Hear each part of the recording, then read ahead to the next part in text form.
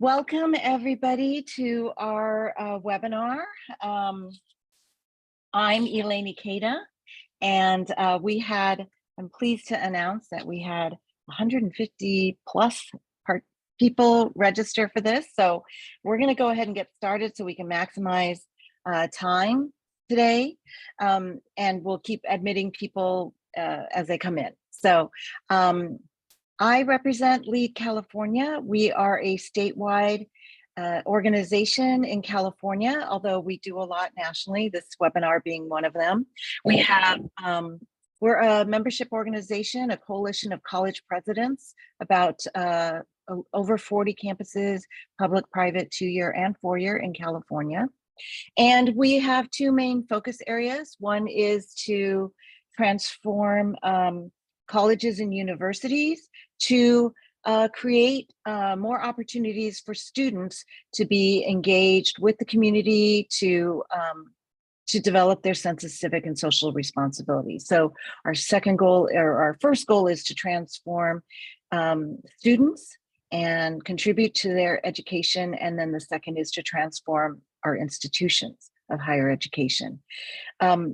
I am delighted that two of our member campuses elected to join us in leading this webinar. In fact, it was the idea of one of our campuses that we host this webinar focusing on successes in community partnerships. And so those two colleges are Cal State LA and St. Mary's College of California. So I'm going to share just a few logistics as we still have people joining us. You will be muted, or we'd like you to stay muted for the entirety of this webinar because we do have so many people who are joining us. We are recording this webinar, and it will be sent to all of you who registered. And the description of this webinar had that we would be breaking into breakout groups in the second part, but due to the as we worked through the agenda, the gems and wisdoms that these community partners have to share, we decided we're going to use the time to really hear from the community partners and instead do a Q&A portion at the last 20 minutes or so if we have the time. So to that end, I'd like you to use the Q&A if you have any questions, because with this many people, the questions could get buried in the chat. So you can feel free to comment in the chat on things, but Q&A will go in the Q&A, please, and then we'll get to those later in the webinar. So just briefly, in terms of the agenda, we're gonna hear from, I'm gonna introduce our facilitators and they will introduce the panelists. And then we will do some Q&A with the panelists, asking them about, to share their perspectives on partnering with the university. And then, as I said, we'll have a Q&A closer to the end. There will also be an opportunity for you as participants to express your appreciation of our community partners by making a donation, if you would like, to their organization. So later on, we'll be putting in the chat links to their organizations so that if you wish to provide a donation, that is up to you, but you will have that opportunity. Okay, so let's get started, and we'll keep admitting people, but let's go ahead and maximize our time. And I'd like to introduce your facilitators for today. Victoria Mosqueda, who is the director of EPIC at Cal State LA, and Samantha Giordano, who is the Director of Community Partnerships and Programs at St. Mary's College, which has their center name, the Catholic Institute of Lasallian Social Action, or CILSA. So I'm going to turn it over to Victoria and Samantha. Thanks so much, Elaine. It's wonderful to be here with all of you today. As Elaine mentioned, my name is Samantha Giordano, and I'm with St. Mary's College of California. We're located in the Bay Area, close to Oakland and Berkeley, in a suburb called Moraga. We're a private Catholic Lasallian institution We have about 2,000 undergraduate students, and I would say that our philosophy related to community engagement is really grounded in place-based work. And I think that we're a bit unique because we are about a 30 to 45-minute drive away from the communities that we partner with. So some other institutions who are also committed to place-based work or anchor work might approach their work differently if they're geographically closer to the communities that they collaborate with. Again, good to be here today and happy to be facilitating. Thank you.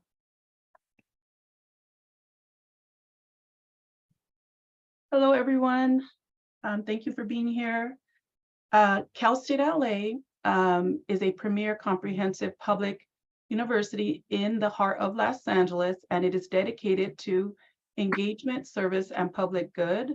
Cal State LA has been ranked the #1 in the United States for the upward mobility of our students. We are a comprehensive multicultural public institution and an anchor institution. Cal State LA transforms the lives and fosters thriving communities across greater Los Angeles. We cultivate and amplify our students' unique talents, diverse life experiences, and intellect through engaged teaching, learning, scholarship, research, and public service that support their overall success, well-being, and the greater good. Engagement, service, and the public good is a university strategic priority area with the overall goal of graduating civic-minded students equipped for and committed to engagement, service, and the public good. Located in the heart of Los Angeles, we serve our local communities near and far, and Cal State LA enrolls 26,000 students annually. Primarily, we are a Hispanic serving community of students, and our students are many of our students are first-generation college students. Thank you.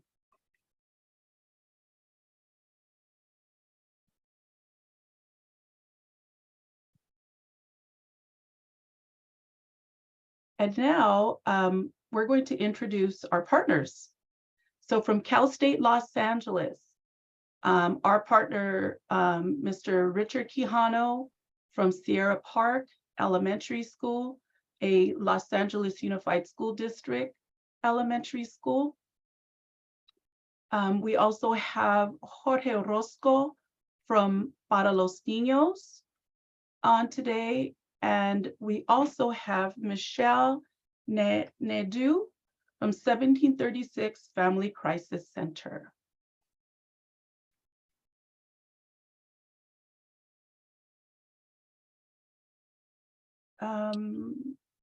Samantha? The partners from St. Mary's, Teresa Giomin,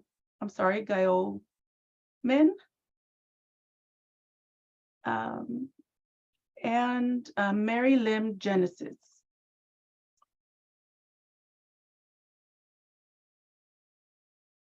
Thanks, Victoria. And I think if our partners want to take a moment to introduce themselves and their organization, what you do and the mission of your organization, we have a couple of minutes to do that now. We want this conversation to be organic and fluid, and we're mindful of keeping time for everyone. And so if you could keep your answers to be about 3 minutes, that would be helpful to hold space for all of our panelists to participate. Teresa, would you like to go first? Sure, thank you. My name is Teresa Morales Jackelman. That's my last name. It's a little hard to pronounce, so thank you for trying, Victoria. And I have a background working with organizations in both the education and criminal legal fields. Currently, I'm a senior program associate with an organization called Impact Justice on a project called the Homecoming Project. And I'll share a little bit about Impact Justice and our work. We're a national nonprofit and research center that advances safety, justice, and opportunity through boundary-breaking work. More specifically, we imagine, build, and scale innovations that, number one, reduce the number of people caught up in harmful legal systems. Number two, improve living conditions for folks who are still inside prisons. And number three, expand opportunities for formerly incarcerated individuals to fully participate in community life. And the program that I work for, the Homecoming Project, is one of those 6 innovation projects, and it falls in that number 3 category in the reentry field. We're trying to support our participants with a key area that is really important to reentry, which is housing.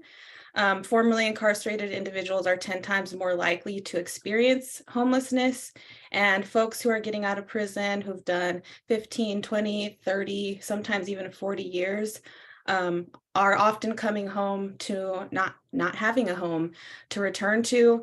And this has been made even worse by the housing affordability crisis.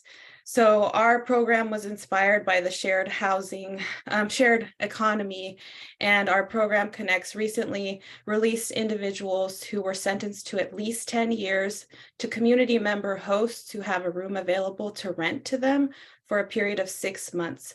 During that 6 months, our organization pays the participants' rent directly to the community host, and the participant is also connected to a community navigator, a case manager who is helping them with their reentry goals, with the ultimate focus of ensuring that they have stable housing when they leave our program and that they have stable full-time employment. And this community-focused approach is really working. Thus far, we've placed 95 participants in our program, and 0 have gone back to prison while they've been involved with our program. 95% are leaving with full-time employment, and 100% are going on to long-term housing. I really love place-based work. I've discovered it as a college student. I'll talk more about that, but this program hits really hard with me because I grew up in Oakland, California with family members who were just as impacted and actually faced chronic homelessness myself as a child growing up. We're in the Bay Area right now in 2 counties, but we're also officially expanding into Los Angeles County, the most populous county in California, later this year. Thanks, Teresa. So glad you're here, and yeah, truly an honor to be able to partner with you in this work. I'm going to pass things over to Mary with Genesis, who's our second St. Mary's partner, and then we'll hand things off to our colleagues at Cal State LA and their community partners. Thanks, Sam. Hello, everyone. Nice to see so many of you on this Zoom call. My name is Mary Lim, and I'm Executive Director of Genesis. I've been a community organizer for about 15 years, a little over 15 years now. Genesis is a social justice organization with 16 members, including St. Mary's College. Genesis engages students from St. Mary's in various activities through the community engagement, through the semester, and through a concentrated program called MICA that happens during the summer. Our engagement with St. Mary's has definitely blown up our youth internship. We have youth interns that are as young as middle school and are as old as sort of transitional age youth. In a world where people are extremely divided from each other and also, which is worse, ambivalent, Genesis believes that the beloved community becomes reality when we act on our values to create a more and just inclusive world. The group and each leader is stronger when everyone brings their values and beliefs to the work of Genesis. And we believe our values come from stories. Our values are animated by our spiritual commitments and practices. So that's our mission. We often, talk about what we do as upstream work. We have many community partners and really valued allies in Oakland, which is where I'm located, and Alameda County, Contra Costa County, that do direct service, which we call downstream work. Genesis focuses on tackling policies and laws that get at the root causes of poverty. And so many times we get interns that are focused on political science, politicizing themselves in a world that creates policies that are unjust. A Genesis member is an institution. Our membership will come together and choose collective issues. They are mostly faith organizations, so congregations that have chosen to engage with us because they focus so much on downstream work. They want to also do something on upstream work, knowing that the downstream work of, like, for example, having a soup kitchen or doing a backpack giveaway, those are amazing ministries. Many times the leaders of Genesis have sort of an itch or maybe a tension that we must do something to create just policies so we eradicate the need for soup kitchens and backpack programs. Three of the issues that we have chosen to focus on as a collective. One is unlocking the public transit passes for youth. And most of you from California know that there is no school transportation for public school students in our state. It has been defunded. And as a strategy to combat poverty and climate change, we find ways to unlock funds so that the youth in our counties can get free passes. The second issue that we focus on is engaging people with disabilities to fight for equitable policies. And third is disrupting the school to prison pipeline by finding ways to make it so youth do not get incarcerated, and that that we will find policies, policies and laws that will help them be on the road to something better than prison. And that's it for me.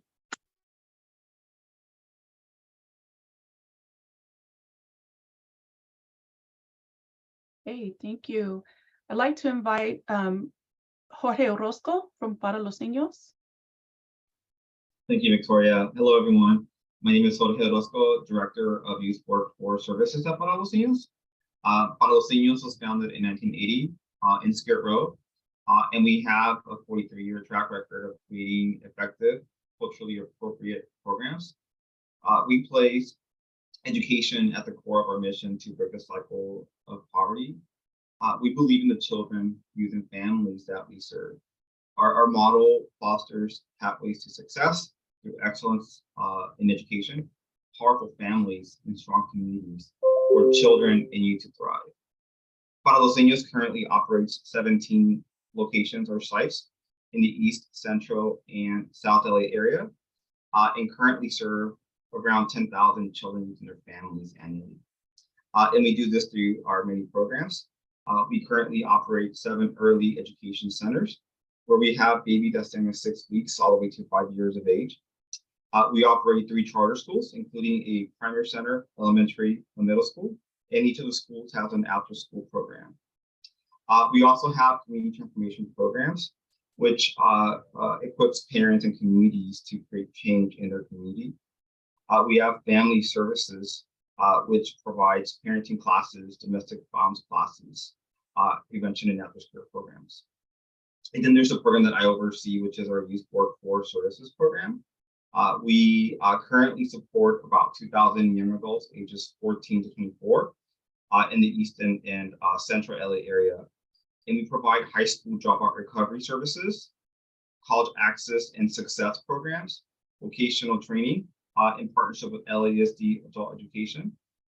We also provide over 800 paid internships to young adults ages 14 to 24, with them working between 120 to all the way to 1,000 hours a year. And then I also want to say that all of our programs connect young adults to a case manager who supports them to up to 2 years, so that they are successful in placement of school work, but also just retention, and that we're there whenever life happens and young adults need additional support. Thank you, Victoria, for inviting us to join you today. Thank you, Jorge. Now I'd like to invite Mr. Richard Quijano. Thank you, Victoria. Hello, everyone.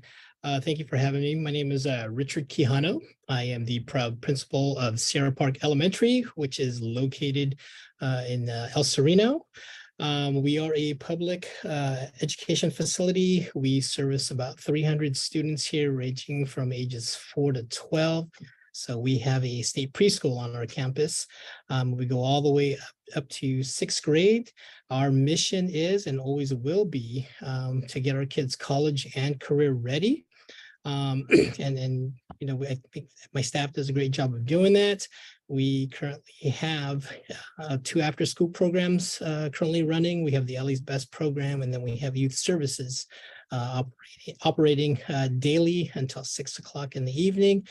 We do have a parent center on site. Our parent center has been wonderful in providing our parents in our community workshops regarding anything from legal issues, education, and some parent health. So again, thank you for having me here, and I look forward to the discussion.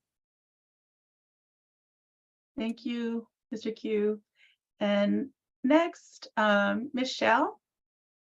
Hi, everybody. My name is Michelle Nadeau. I am the outreach coordinator for 1736 Family Crisis Center. We've been providing services for about 50 years now. When we started, it was out of a community response to homeless youth at the beach, and which is a great story. I mean, it just started with a group of people wanting to make a difference. And fast forward now, we have not only a youth shelter that started out at 1736 Monterey Boulevard in Hermosa Beach, but we now have 5 confidentially located shelters for survivors of domestic violence and human trafficking throughout LA County. There are no geographical boundaries to access those services. All of our services are free. Our youth shelter has moved to a confidential location since we started to integrate survivors of human trafficking into our residential programs. So to both our residents in our shelters and on an outpatient basis, we offer mental health support, legal services, housing navigation. Again, all of our services are free with the goal of having all of our clients exit being safe and self-sufficient. Our mission is to help those that are in crisis. We also have a supportive services for veterans families program based in Wilmington, but extending down into Orange County. We're very, very proud of the way we have grown throughout the past 50 years. I'm very honored to be on this panel and look forward to, I'm very grateful to the partnerships that we have with our educational institutions, in particular Cal State LA, and I look forward to discussing that today. Thank you.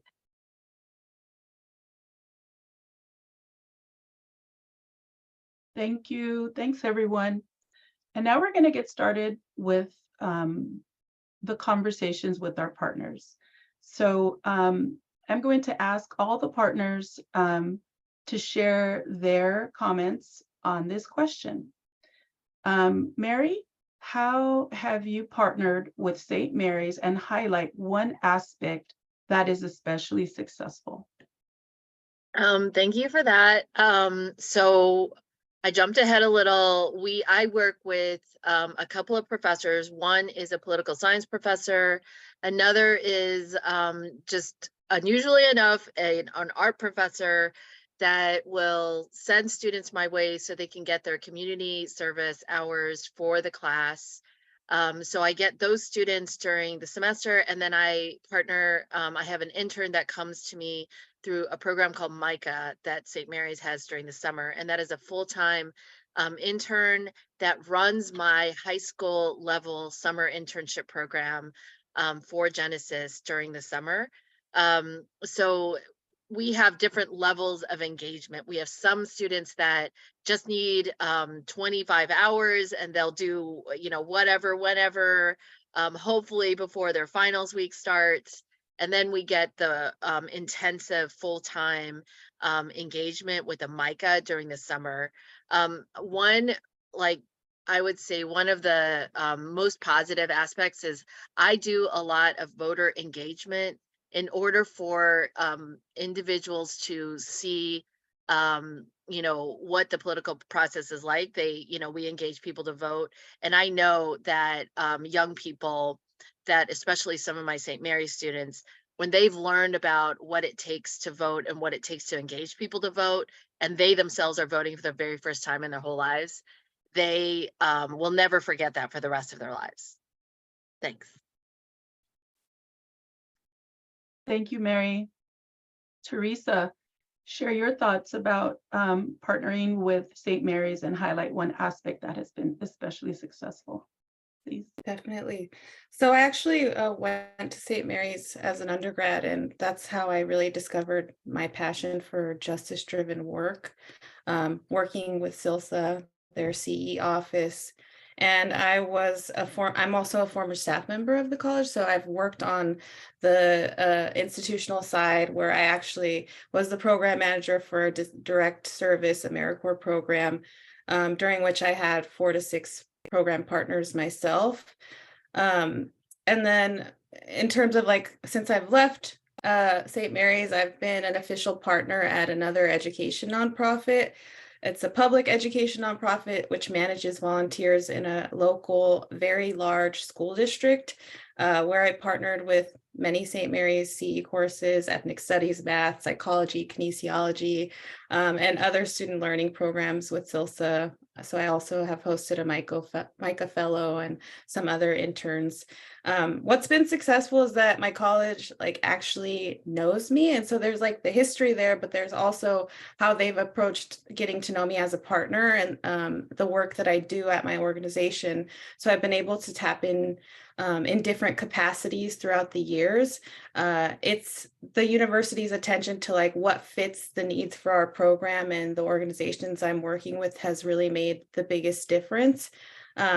So for example, this year I'm a community partner in residence. So I've been able to do more research and some student programming in addition to some of those other things.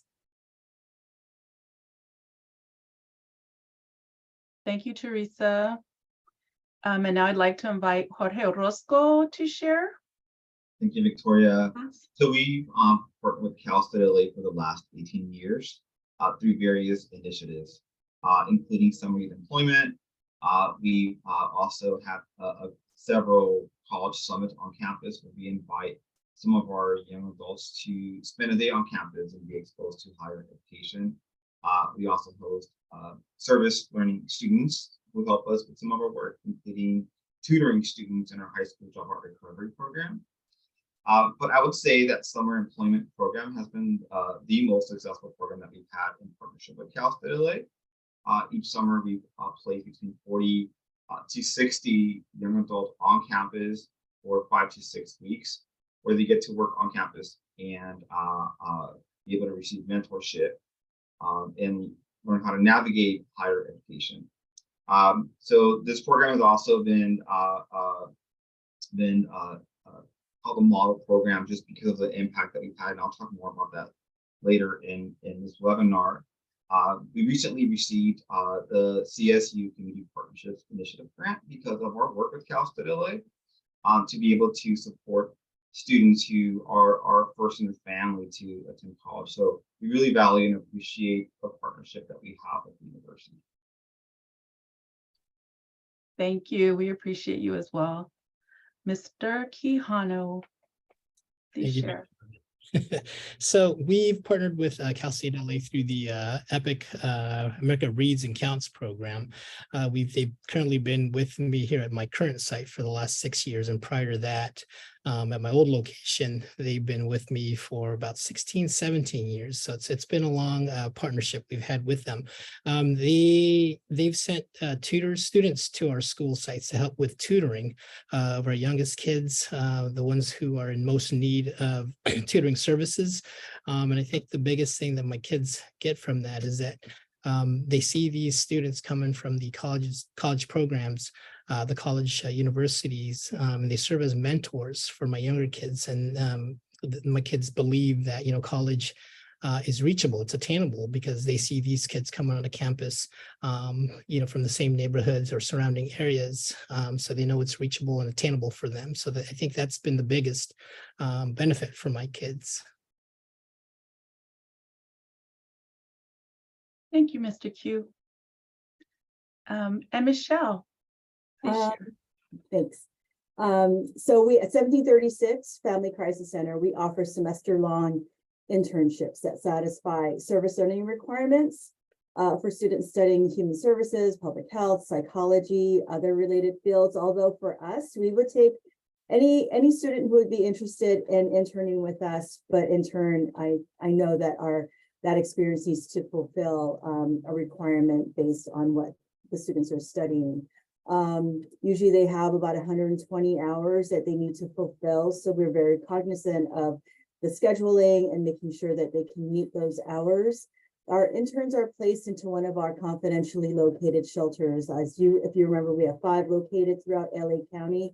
Always pick the one that's the most convenient for them. And we're always, they pretty much determine what their shifts are going to be that they can fit into their school schedules. But at the shelters, they work with our clients and our staff with the goal being to help our clients exit our program safe and self-sufficient. And since we do take individuals and families, our interns really work a lot with our children and helping to break the cycle for them of domestic violence. And I tell them, for us, the contributions that they make for our staff, especially for our kids, I tell them all the time, without positive intervention, a child is 100% likely to repeat the cycle of domestic violence. And for them to just make a difference, and they can change the trajectory of a child's life just by being there and working with them. So really need to try to instill the importance of their presence in our shelters. And one aspect that has been so successful with our partnership with Cal State LA is a lot of interns opt for employment with us after their internships end. And in fact, the program coordinators of 3 of our shelters started out as undergraduate interns. And this the semester really is a training to be a case manager. I mean, they shadow staff, they work with clients. They may find their passion with us and they opt to stay either part-time, full-time as a backup. And that really validates the program for us. So yeah, I think that's it for me for now. Thank you. Thank you, Michelle, and thanks to all for sharing. The next question is going to be directed at 2 partners, one from each Cal State LA and St. Mary's. So Jorge, please share, what was your vision for working with Cal State LA and how did it come to fruition? Thank you, Victoria. So 18 years ago, when we approached Cal State LA, our goal was to really integrate summer youth employment and exposure to higher education. A lot of our students were being placed for summer employment at Boys and Girls Club, Recton Parks, and they're awesome and they're amazing work sites. But we wanted to really incorporate other elements that would help our young adults prepare for college and career. So we approached Cal State LA just with the goal of piloting a program with 20 to 25 students, where young adults would spend the summer on campus for 6 weeks, where they would work at financial aid office, at missions, the health department, with professors, and be able to, in addition to receive 120, 160 hours of paid work experience, that they would also be able to receive mentorship, that they would also be on campus and learn how to navigate higher education. So that program was a success. Again, we're 18 years into now this project, and so what we learned were that a lot more came out of this project, more than work experience in higher ed. Our students now had access to a letter of recommendation from someone in higher ed when they were applying to college. Our students now gained some confidence because they realized that they could attend higher ed. A lot of our young adults were living in the community surrounding Cal State LA, but had never stepped on campus, even though the school was 2 minutes, 5 minutes away from campus. So this allowed them to visit a lecture hall, be able to network with some of their peers in the community as well, so expand their network. And then also we were able to really get some feedback. And so since then, the program has evolved into what it is now.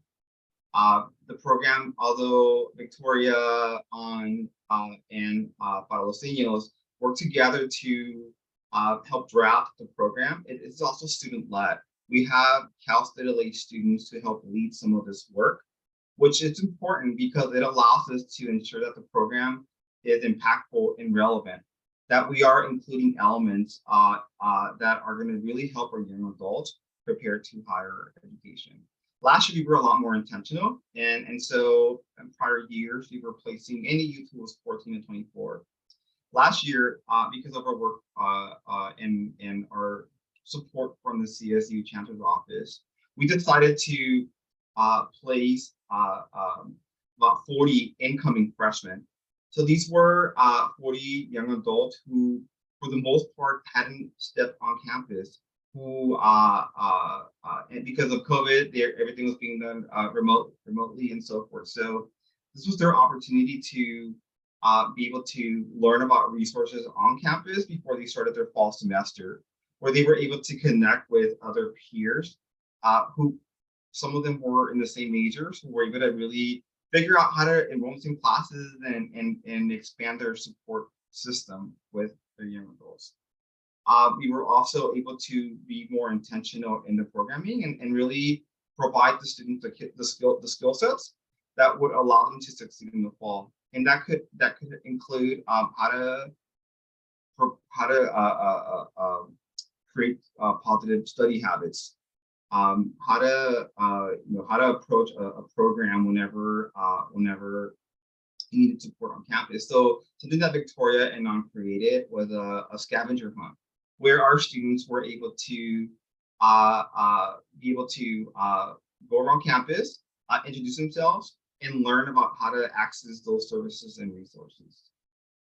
So we're always continuing to figure out ways to improve our program, expand our program. So Victoria, Anna, and I are looking at ways to engage these students beyond just the summer, but year round, because we want students to succeed while at Cal State LA. So yeah, it's been awesome. It's been awesome. We are in May and already have a wait list of students that are interested in being part of our summer program at Cal State LA. We get calls every day from counselors in the area who want to plug in their students. So we look forward to really continuing to expand and be able to hopefully someday increase the number of students that are placed on campus. Thank you, Jorge. Yes, it was an exciting summer last and looking forward to this summer. Thank you. Mary, same question, please. Yeah, I mean, I love this question of vision of working with St. Mary's, but also just the vision. I took this as the vision of working with youth in general. If you know anything about congregational life, a Genesis congregation, there's not a single Genesis congregation that isn't facing their members aging. And many of these mainstream denominations have failed to capture the imagination of youth. And so I was really, as an organizer, really motivated to find different ways to engage young people into our work, because the policies that we're pushing on, most of them affect youth more than anybody else. I mean, a lot of them will affect the youth longer than many of us who are on this call. And so I was really motivated to find ways to engage youth in the political process. And, you know, I was also just had a vision of politicizing youth. One of my group of high school students met with an area, Bay Area mayor, who, when she was engaging with the young people, the high school age young people, her voice changed and she sort of did what I call sort of the baby voice. And she also was talking about, police officers in schools. And she, basically said, the police officers are there for the bad kids and you guys are the good kids. And my young people were incredibly offended by that. And during the debrief, after we got through that meeting, one of the high school students said, did you notice that she talked to us in a baby voice? And another student was really angry that somehow they just got profiled as being good kids, because one of my students was saying, I'm actually not very good. And so I love those moments that young people will sort of like bottle up that energy and that anger and appropriately use it with the decision makers that affect our lives. For sure, the Genesis base, we get energized because of the presence of young people. And finally, the biggest vision that I had was to make it so we were not tokenizing young people, that we were creating intergenerational space and not just adult space where we brought in young people. And so my young people, my interns, have really pushed on me on what that means. It means always have food. It means to be really mindful of the timing of our meetings, to be really mindful of supporting youth who need rides and providing stipends for youth that had to take public transit to get to our meetings. And so there was one student that I had from St. Mary's that said, you have to give three things, either money, class credit, or food. And if you do a combination of all three, you're going to get young people in the room. And so I'll never forget that. Thank you, Mary. Yes, indeed. We learned so much from our students and young and youth. The next question is going to be related to navigating the college campus. And so this question will start with Teresa.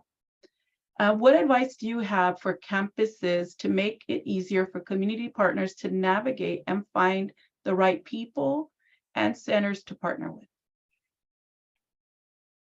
Yeah, so in addition to St. Mary's, I've worked with 2 other local large universities as a partner, but those relationships have looked really different in terms of how I was approached to partner, what mutual planning looked like.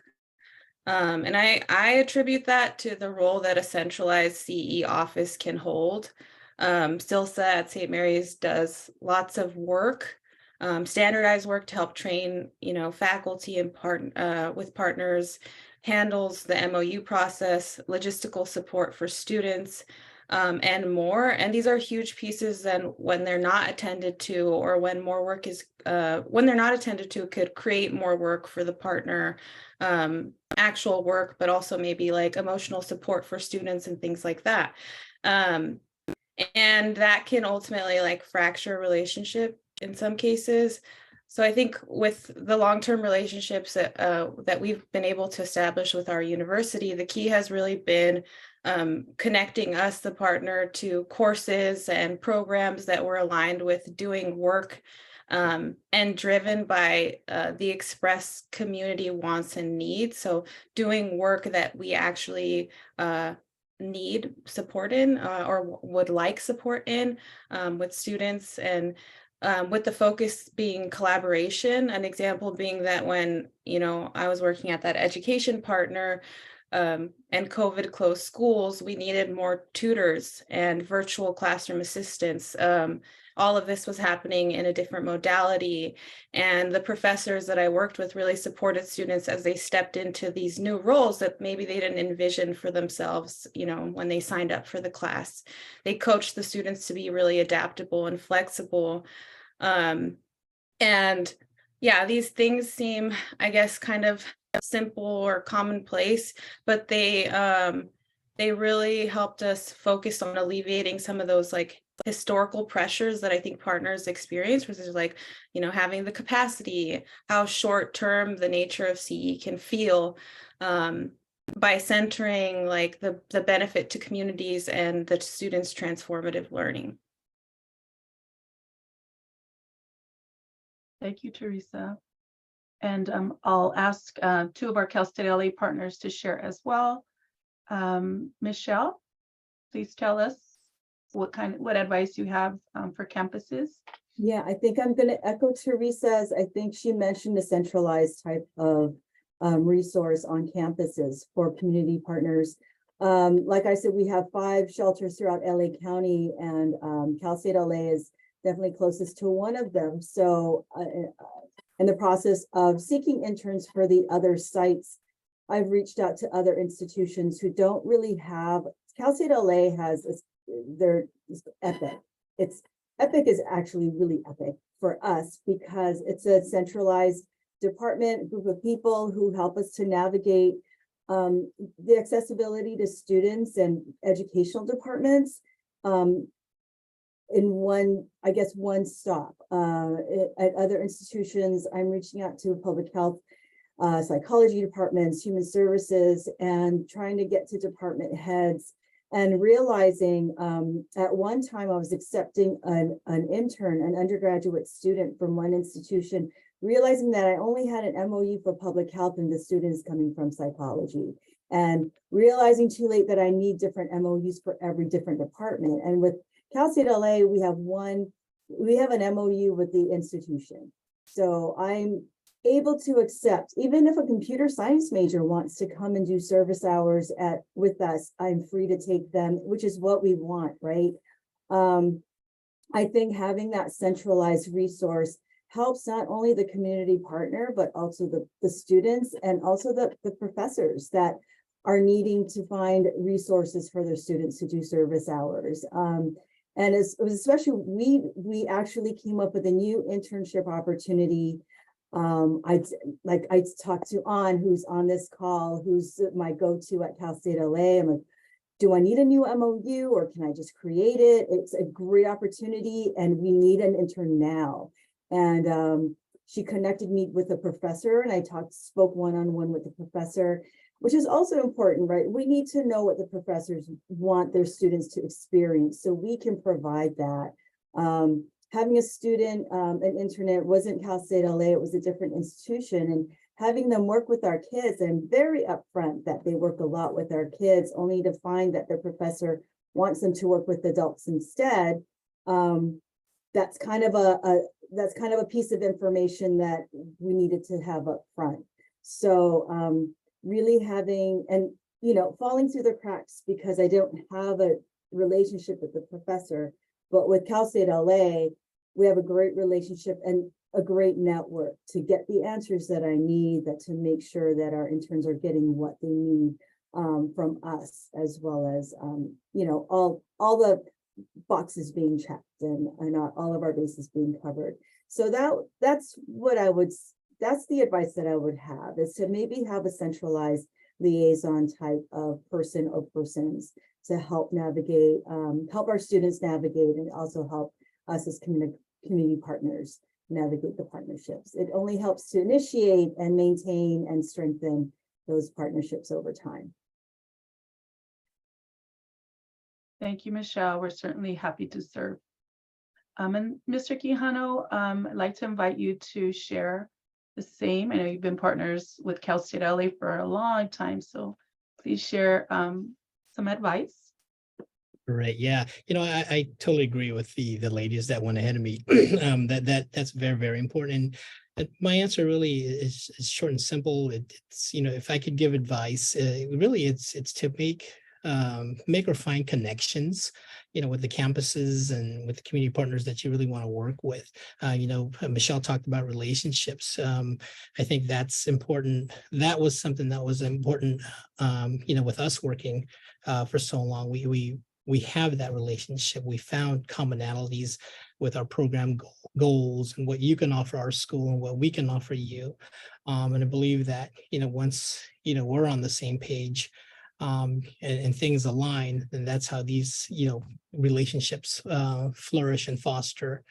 So again, like I said, with what the lady said, you need to have that centralized location. So, organizations, community partners know who to contact and know where to go. And then at the same time, I think, for our campuses or our community partners, they need to look at, at those campuses a little bit and find out, is this the right campus? Is this the right program for me to, offer my services for? So that's it. Thank you. We really appreciate it.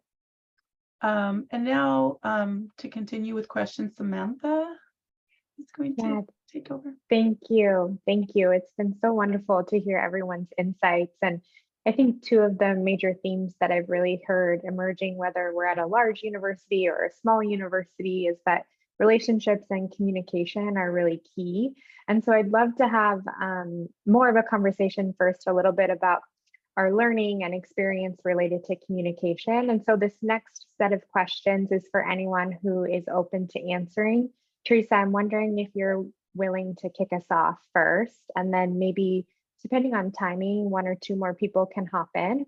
I'd love to hear what are some tips you have for maximizing communication, what has worked well in your partnerships related to communication, and what are things the campus can do, should do, or has done well. You can answer all those questions, or if one resonates in particular, please feel free to focus on that. Teresa, are you cool to get us started? Thank you. Yeah, first I'll say that like the partnerships that we're talking about are long-term and really strong for a reason. And so I think one of the key pieces around communication is really like even me with this organization I worked with before, the partnership came before I was even there. So first, like really making sure that the university is attending to partners' concerns and getting an understanding of the historical context of the relationship. I think also planning, with those big trends we see on the partner side of like what's challenging in these relationships, like, the imposition on staff time and capacity, really trying to, on the university side, plan for flexible and varied modalities of communication, I think is really key.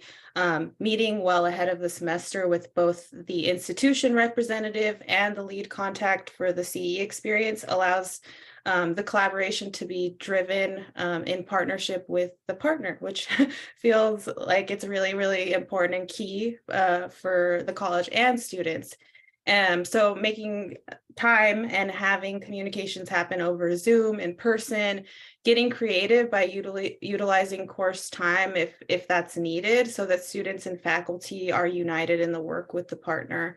I think also getting creative with things like collaborative course assignments, trying to allow the partners an opportunity to provide feedback or input in some form of work that is being created in the course specifically by students.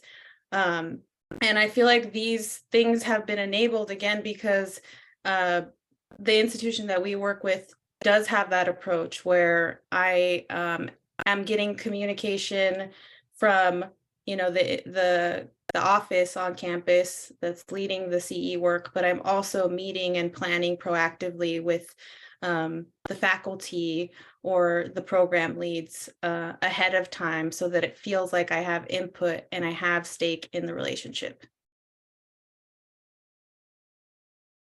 Thank you so much, Teresa. I really appreciate it. We do have time for one more person to hop in and share some insights related to communication if anyone's interested.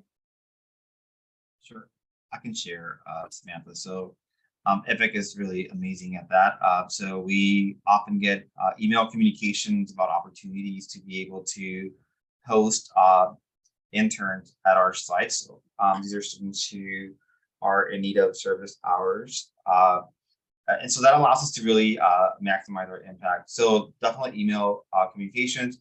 I think what I really love about EPIC is that they also create the space to allow us to come together to learn about these opportunities, but also get to know one another. So for partners to get to know one another and identify ways to work together and leverage.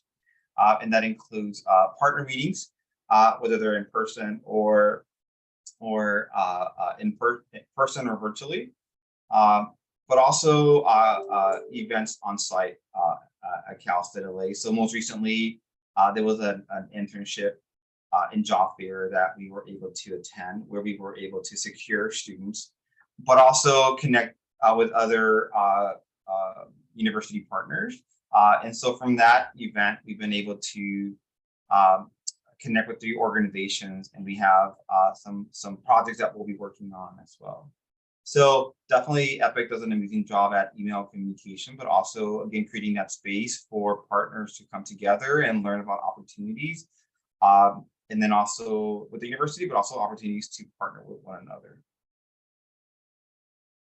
Thank you so much. Again, one thing I'm hearing is that there's this really important component related to relationship building, I'm reminded of Adrienne Marie Brown's words of moving at the speed of trust, right? And so I'm hoping that we could maybe dive a little bit deeper into what makes a partnership equitable, what makes it sustainable, thinking about reciprocity, right?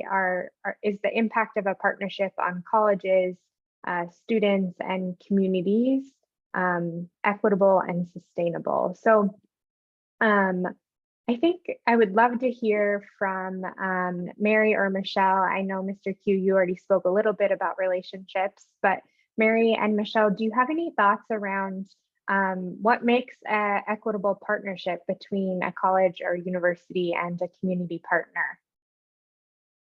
Mary, do you want to go first? No, go ahead, Michelle. I think for a community partner, if any community partners are on this webinar, starting out, I think any community partner should have a clear picture of what they envision a student would be helping them with, and keeping in mind the meaningfulness that it will have to have for that student, right? I think there was another agency I was talking about. I think I was just bragging about my Cal State LA interns, and they said, "Oh my gosh, that's a great idea. We could use somebody to make copies and file and all of that." And I think there are other sources for those types of volunteers. Now, I don't know but for an intern who wants to come to an agency who's providing services really is interested in those services. And I think for us as community partners, we have an obligation to make this experience as meaningful to the student as we get a lot from them, right? They benefit our agencies.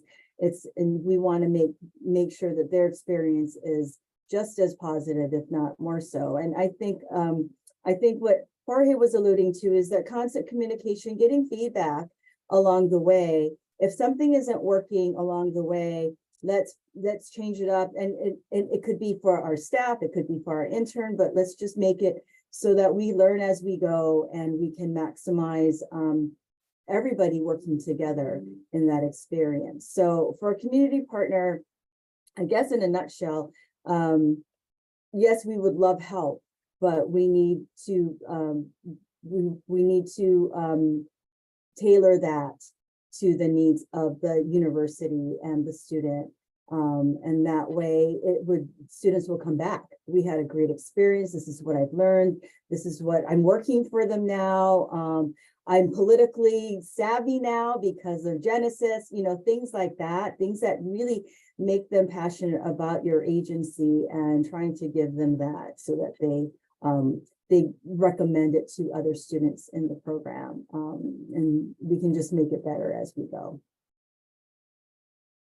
I think that one thing, the pandemic has been an interesting overlay over how I think about this question, because we know this with just humans in our community, and this definitely came out for St. Mary's students, that the students that are from lots and lots of resources and means often did great during the pandemic. And the students that were already struggling, and many times they were students that were students of color, these were the students that were struggling to find Wi-Fi, and they've never been able to turn on their camera because they don't have a strong enough signal. And in order for them to complete their work and complete just the baseline, they were really, really struggling, and they were struggling mentally. And it was just, so I think about this question in a way of making sure that we're really clear as a community partner about the students that are really struggling. Genesis is an equity organization, so it's just a bad look for us to have a student that was sitting on a sidewalk outside of a Starbucks because they were trying to drag the Wi-Fi, and that's how they were doing their work. It's a bad look for the students to just try to find ways to do our work when they themselves were just really having a hard time. And so I think that we as a community partner just understand the responsibility we have to make sure that we're really considering. It's just a lot of what Michelle just said is just got to think about the student as a whole.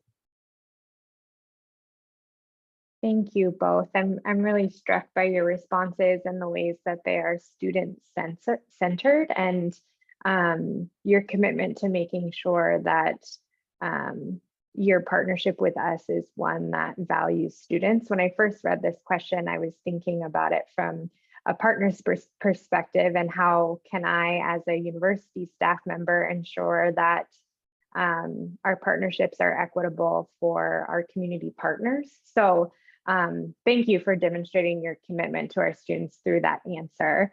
We have a couple minutes left before the Q&A section. And so I'm also wondering if anybody has an additional perspective about things that a college or university can be doing in collaboration with community partners to ensure that your experience in this partnership is also beneficial and also equitable and also sustainable. And anyone can hop in.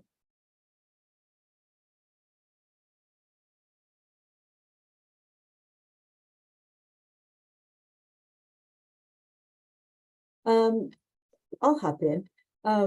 What Cal State LA does that I think I don't have, and just for my in my world, the other institutions that I work with, Cal State LA is the only one that really we just had it. What was it, 2 weeks ago? The internship fair, and where COVID.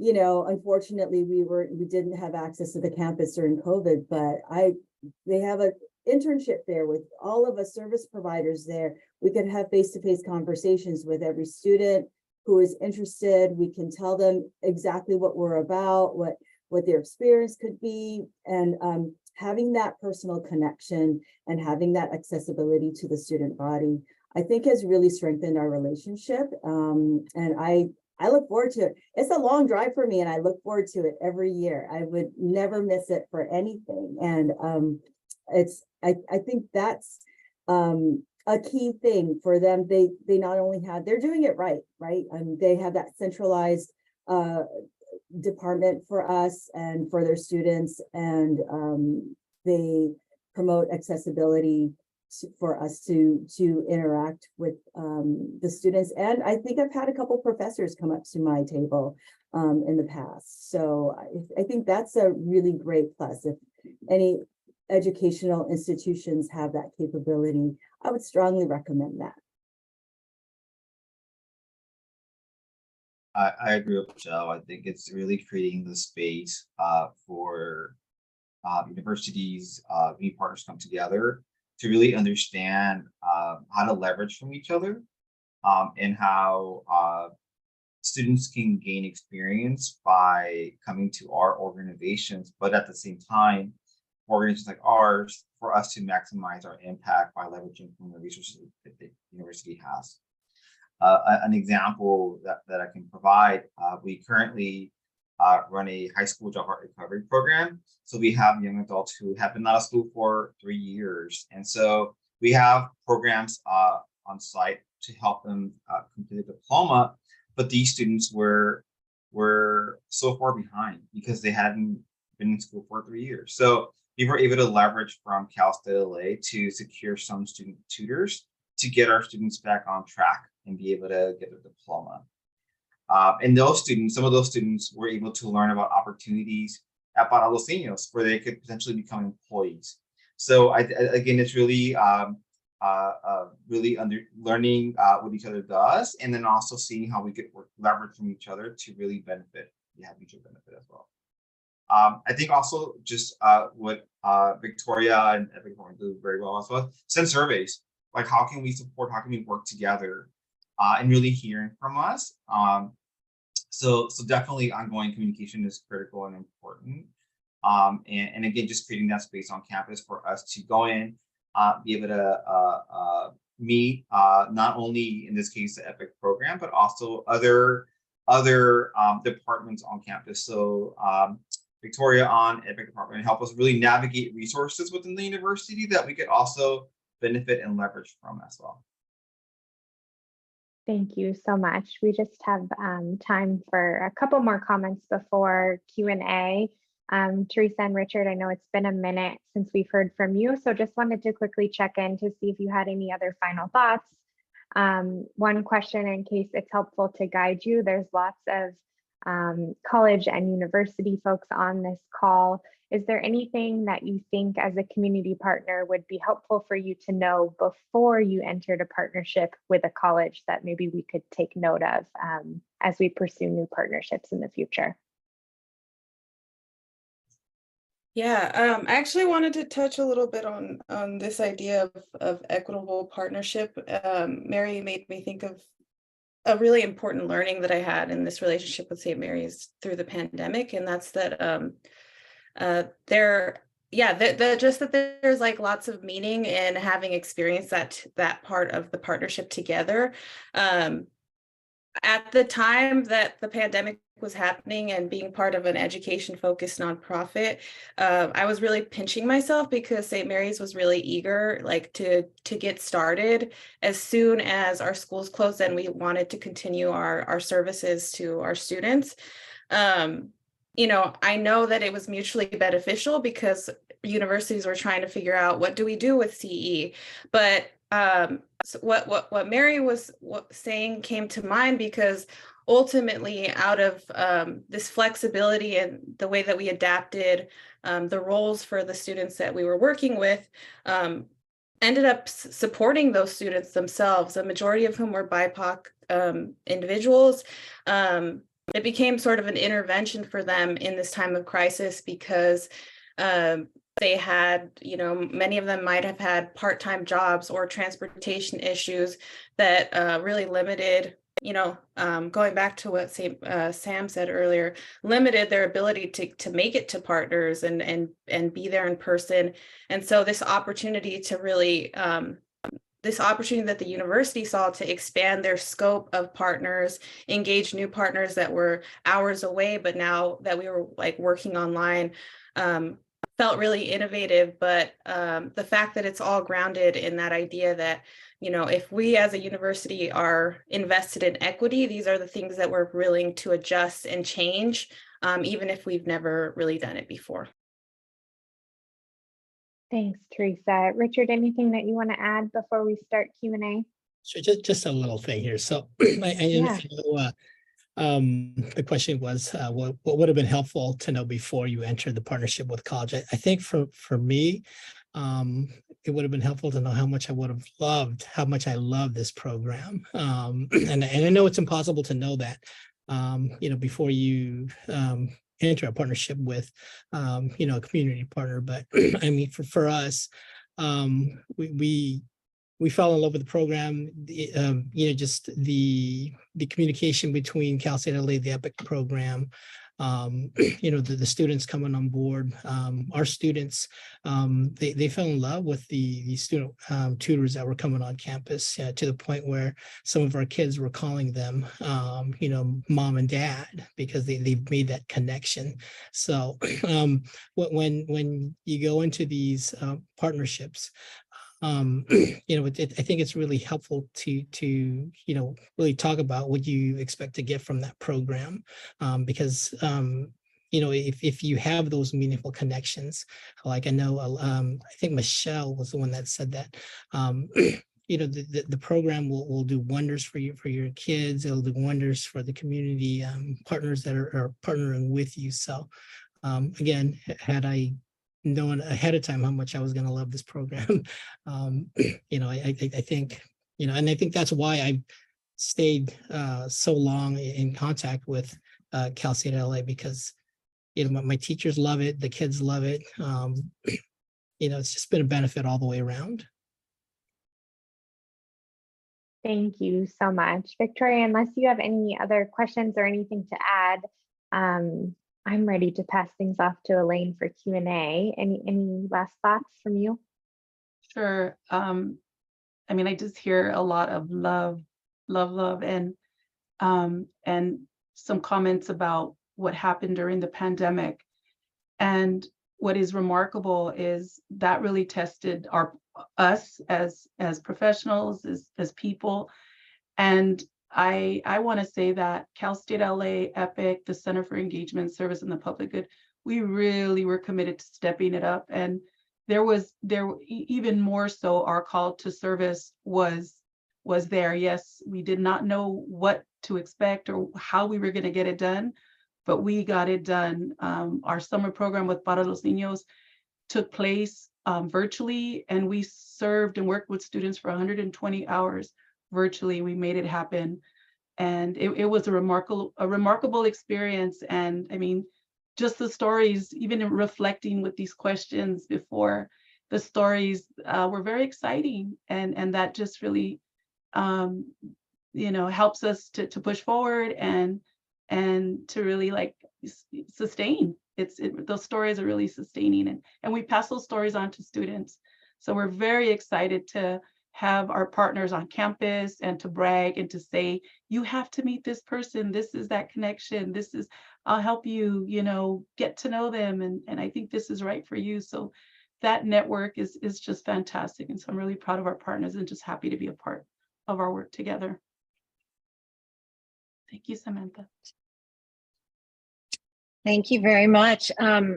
Such a rich conversation. I love hearing from all of you. I want to hear more of your stories. I want to just take a moment. I know some people probably have to pop off this webinar. So Leanne's going to put in the chat the websites of the participating community partners, so that if any of you who are listening and participating in the webinar want to make a donation, as you've heard some of the wonderful work that their organizations are doing, you can do so.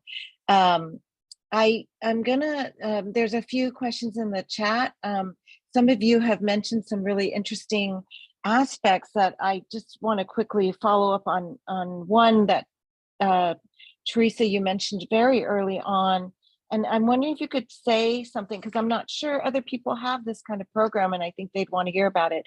You mentioned being a community partner in residence. Could you say briefly what that is, what it entails?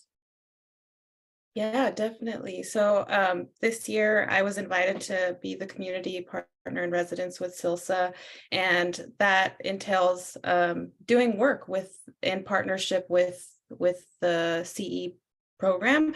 And there's a lot of like openness with it, because there are opportunities to be part of like the pre-service institute that they hold for their student leaders before the semester starts. I was also able to collaborate with Dr. Sarah Beth Dempsey and Dr. Luan Dow, who is an ethnic studies professor at St. Mary's, to do some research into anti-bias community engagement work. So we actually were able to evaluate one of the courses that I was working with as a partner, how effective and impactful that work was for the student and also for the partner. So we had teachers and there were other partners involved that her course was touching that also contributed like reflections and surveys to that research.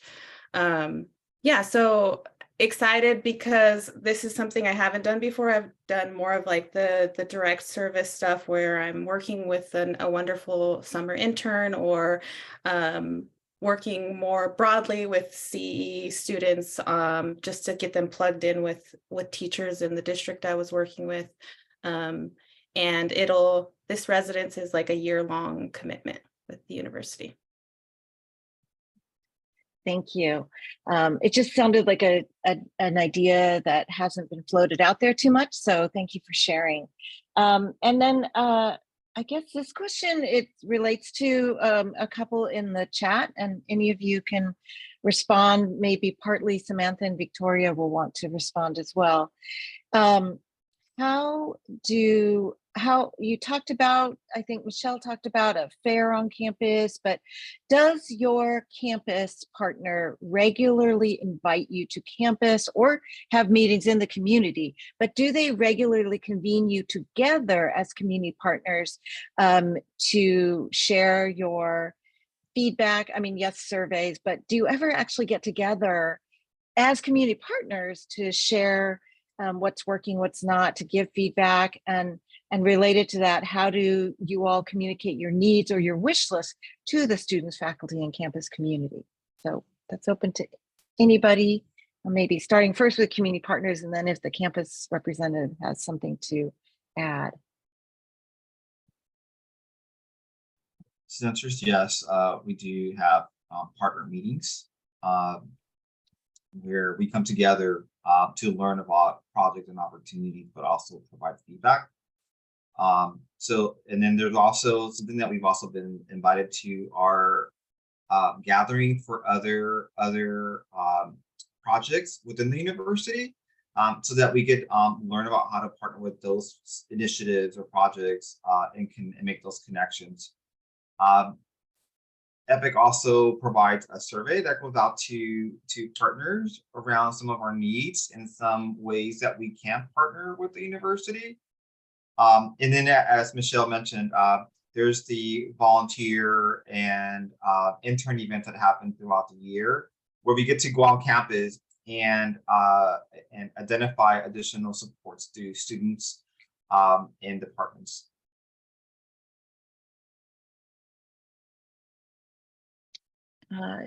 Anybody from St. Mary's? Oh, go ahead, Michelle. I don't know, just to piggyback on Jorge, the community partners, the kind of touch base events, they're on Zoom, so it's convenient for all the community partners. You know, I think I've taken one in my car. I'm driving to a meeting, but I'm able to participate via Zoom.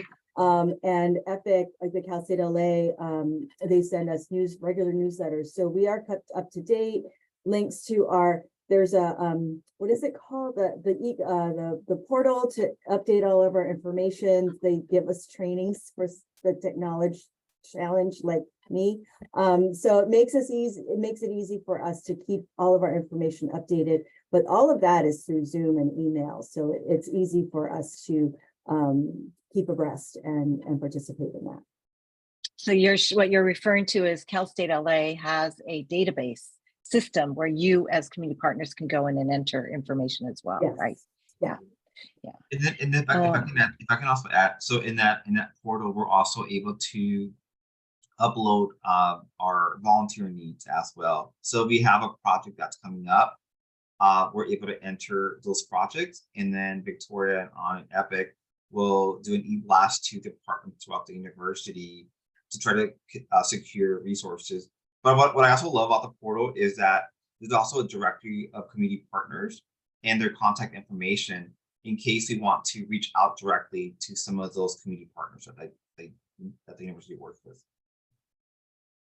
Great, thank you very much. One of the things that has been expressed to us in the past, and I'm curious if any of you have any thoughts about this, I've had community partners to say, well, that's great, you have this partnership with the university, but I don't know anyone there. Like, do you have any tips for our community partners who are on the call, who might be thinking, I don't even know where to begin? And you all have had long partnerships with the university or college, and you know there's a center, but any advice for those community partners out there who might be like, I have this college in our backyard, but we don't know who to reach out to, and they don't have a center? I mean, any tips? I met, so this is Mary, I met one of Sam's colleagues at a luncheon, and he was there to talk to various community partners.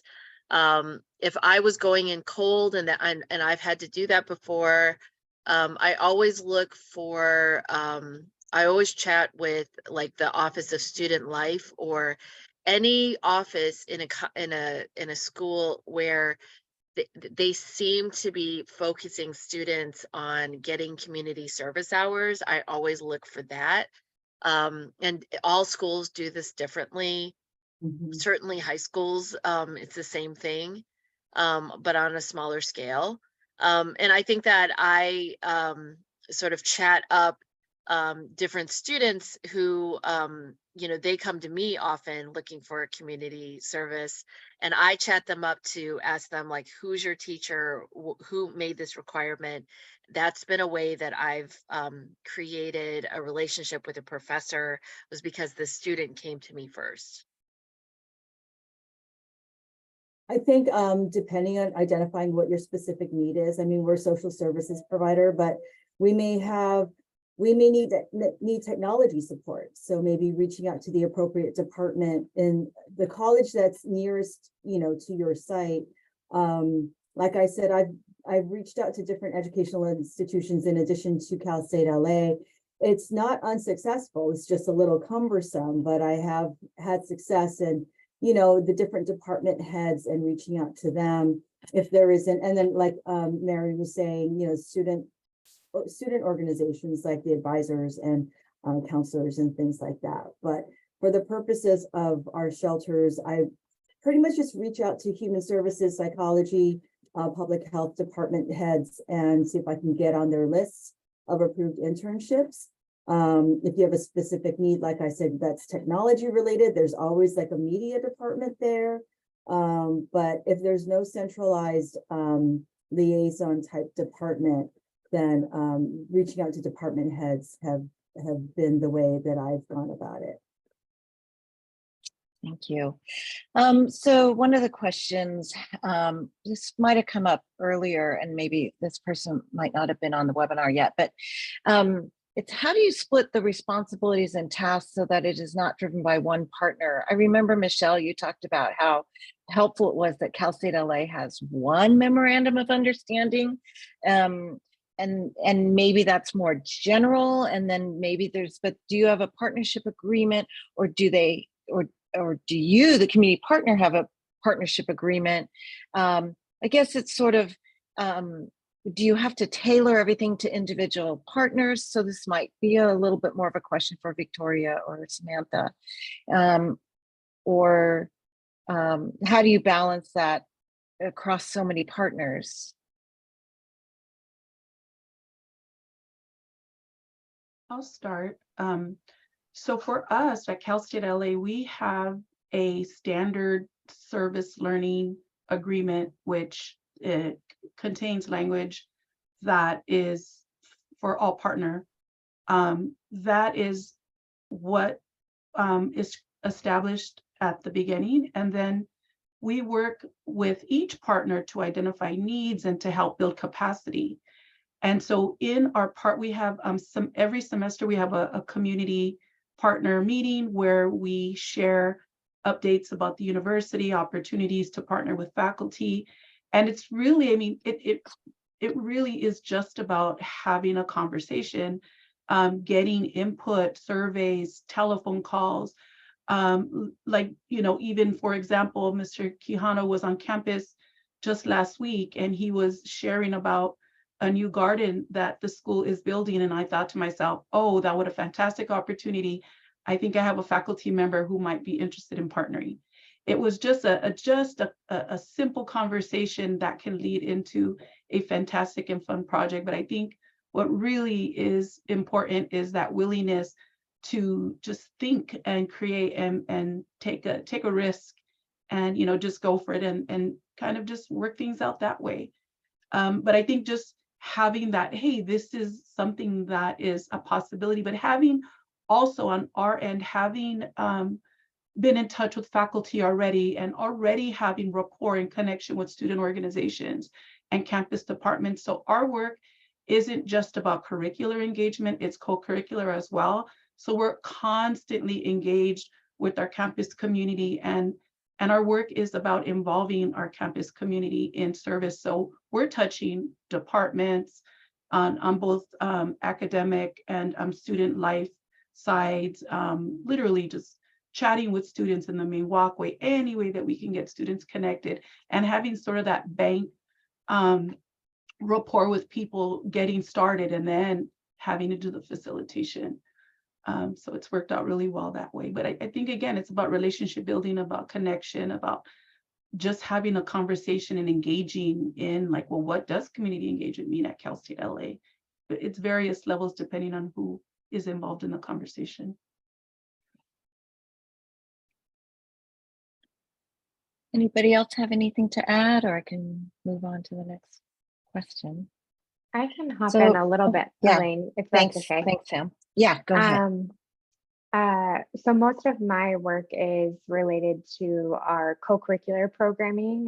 My colleague, Dr. Sarah Beth Dempsey, who I think is on this call, is much more in the world of curricular CE, but I think just a couple of important things that I would add in thinking about my partnerships, even just with Teresa and Mary, I do think we try to have a document that we can refer back to that at least outlines our responsibilities and commitments to one another so that we're clear as in any collaboration around who's doing what. And as a member of the institution and university, really wanting to make sure that I'm doing a lot of the heavy lifting in terms of college requirements so that partners can really show up as co-educators and bring their skills and talents as teachers and educators rather than being bogged down with logistics. And the other thing that I would add is also ensuring that those opportunities are compensated as much as possible. I know that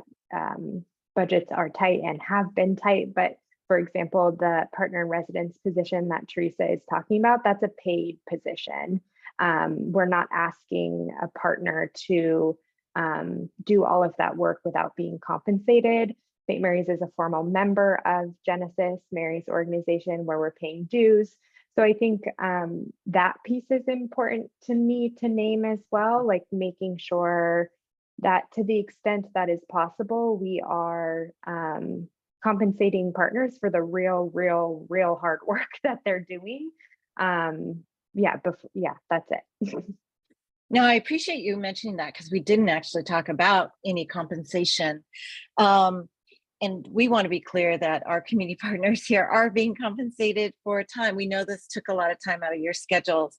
I have one last question, but I want to say something along this lines before I ask the final question, and it's an important one. But so I just want to say to the folks who are listening as we get close to closing this, if you want to drop into the chat one thing that you're taking away from this or any appreciation, we could do a waterfall in the chat to show our appreciation. My last question, and it's come up a couple times, is sort of about how do you demonstrate the impact of this work?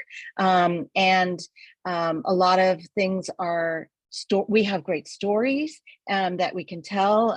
There have been great stories on this webinar, but when you're dealing with college administrators, your supervisors, even within your own organizations where you justify, why are we partnering with this college and how does it benefit?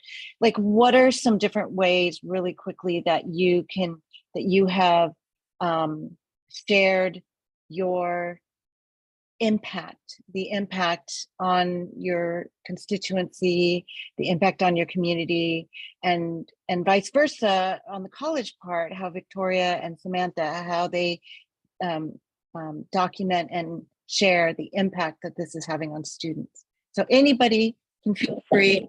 I only have a couple minutes, but this is always a big one. How do you?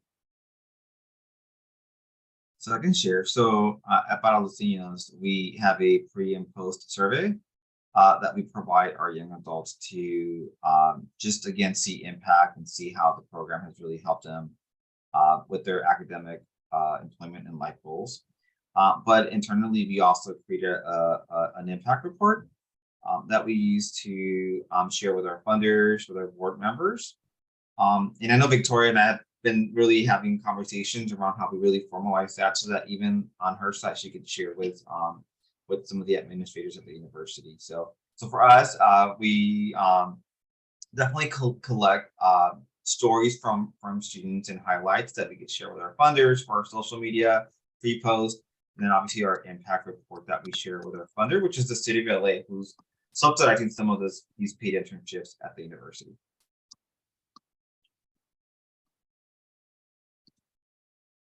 We also do this like a Survey Monkey type of brief general survey for our students, just trying to gauge how what the experience was for them. But I think the ultimate gauge is when they choose to come and apply for a job at the end of their internship. That kind of validates that whole experience. Our staff constantly, and like I said, we kind of communicate throughout the semester. How are they doing? To staff, I communicate with staff. How are your interns doing? Communicate with the interns. How is everything?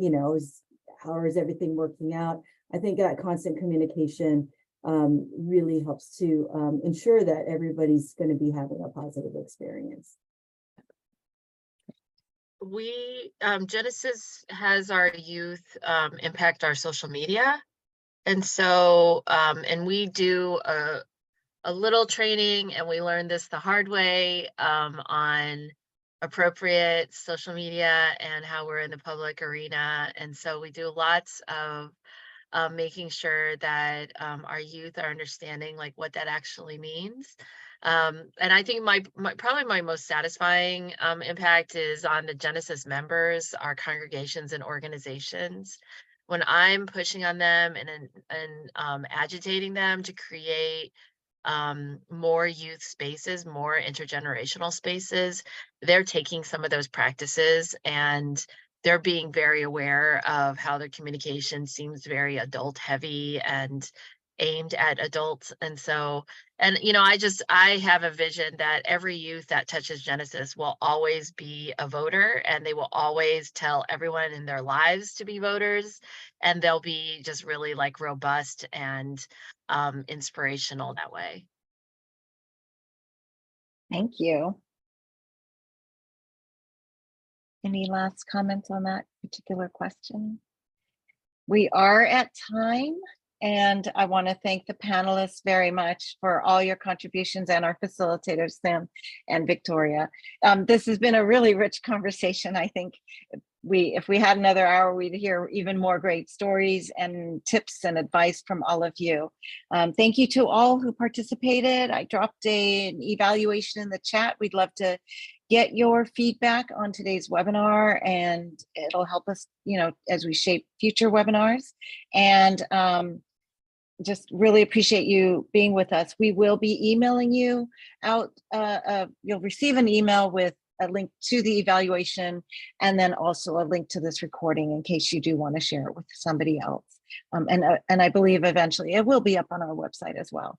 So thank you all very much for your time. And I think the panelists will stay on, but everyone else, thank you very much and have a great rest of your day.